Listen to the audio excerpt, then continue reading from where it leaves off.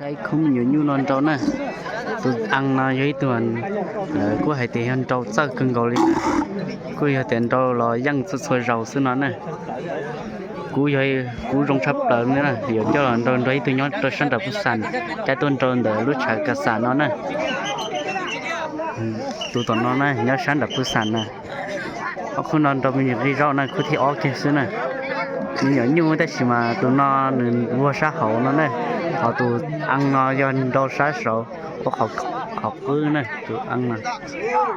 đâu mấy tụi bọc họ không sấy nè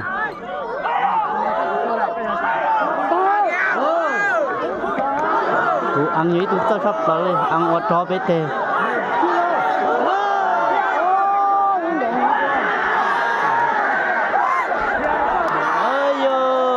ăn cua ở bé tê ăn cua